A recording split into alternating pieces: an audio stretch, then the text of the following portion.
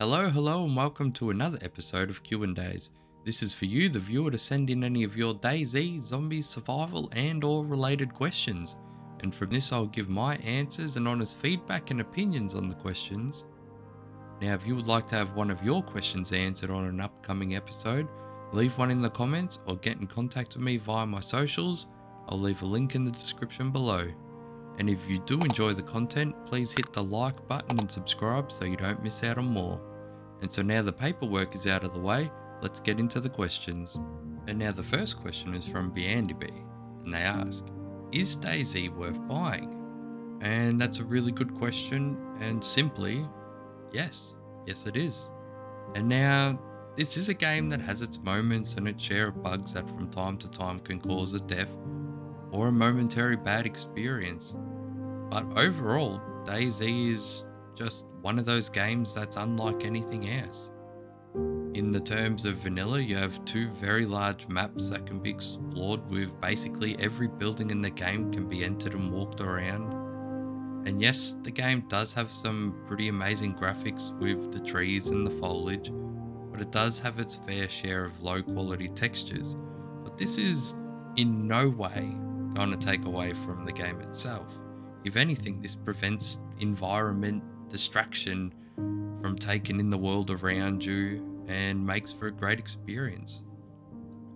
The possibilities are honestly endless when it comes to DayZ, and just like in the last episode, if you want to roleplay and live life in the game as a cop protecting the city from bandits, or just sit by a lake with some tunes going, a fire, and spend the passing time fishing and kicking back, you can, and that's the beauty of DayZ. There is no right way and there is no wrong way to play, unless of course you're cheating or glitching, then that is a wrong way and a very big no-no. And with a number of servers out there that cater to different play styles, there is bound to be a place that best suits you and your play style. And on that, when it comes to DayZ on PC, while it does have its vanilla servers, it's very lucky to have the Steam Workshop and the compatibility of mods. And there is an absolute ton of them. And they range from cosmetics and new clothing to keep you looking fresh in the wastelands, to fancy cars, helicopters.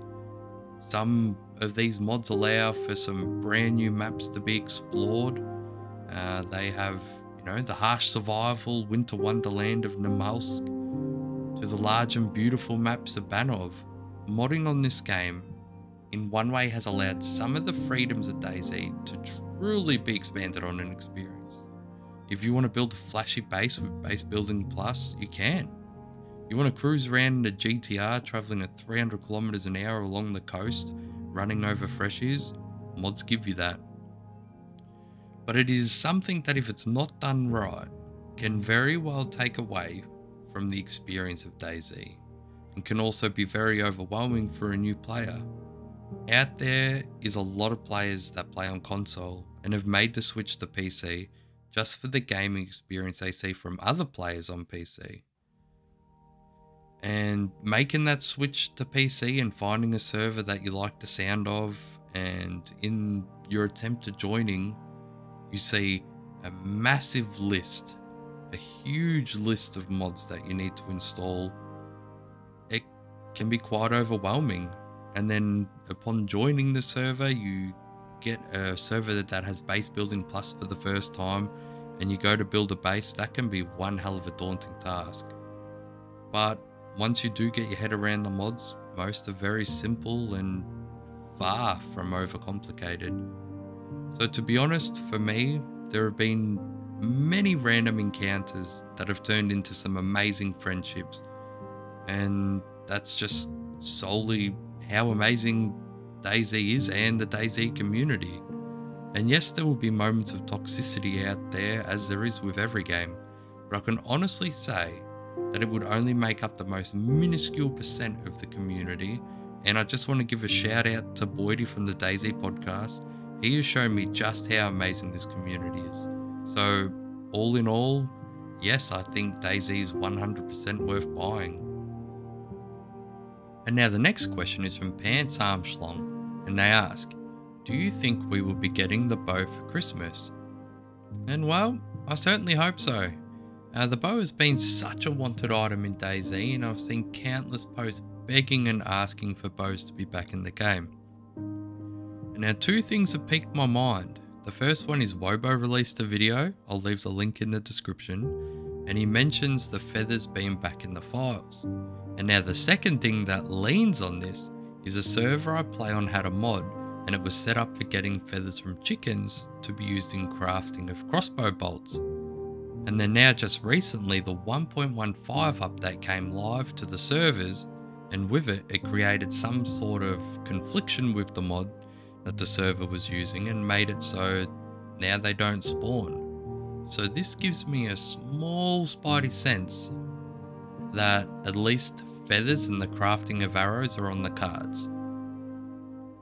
Now, add this to the fact that the dev team got their hands on an animator, who might I add, gave us the FAMAS with animations, the AUGs with correct animations to go with them, and as well as the stealth kill animation on the zombies. Now I'm not saying they'll give us bows, but I'm feeling very certain that they are coming back either around Christmas time or at the start of 2022. And now I can imagine every freshie running around looking for a stick and searching chicken coops just to run rampant with bows on the coast. And will it be mayhem? Yes. Will we love it? Hell yes we will. But all in all, for the players that want to hunt and live off the land without fully automatic rifles, they can. And this will create just another layer of depth into the game. And there's no way known they will be silent killers and able to kill someone with 1,000 meters and be too overpowered. But it just gives players a whole new level and a new way to play the game. So my fingers are crossed very, very tightly that the devs do give us a bow as a Christmas present. And now the last question is from Pete, and they ask, do you think the new Resident Evil movie will be any good? And well, I will say I'm very concerned about the movie, to be honest. Like, not only is taking on a massive franchise a big task in itself, it's also had its own movies done. There was Resident Evil, Apocalypse, Extinction, Afterlife, Retribution, and then Final Chapter. Now these were pretty successful, and they may not have been based solely off the games, but they were pretty well adapted from the games. And with that, to then go and try and do it all over again, just to be more closely related to the games, that is a massive task to take on. And there is going to be a lot of eyes watching, and they're going to be from the fans of the movies and also the fans of the game. And they are going to absolutely pick this movie apart. And for me, and I'm not sure if others feel the same way, but the cast that was chosen, I feel could have been done a little differently. Now, if you were to look at the game characters and then take a look at the cast, you would probably agree. And I don't want to go into too much detail on it, but it's not to say I'm not looking forward to the movie. Like, just watching the trailer, you can see some of the most iconic parts of the first two games in the franchise. You've got the truck rolling, and you've got the infamous zombie turn from the first game where you first see the zombies. And from the trailer, it looks like they pulled it off. And to be honest, I'm very eager to see how they're planning on running the timeline for the movie, since both games were done at different timelines, and now in the movie it's in the same setting.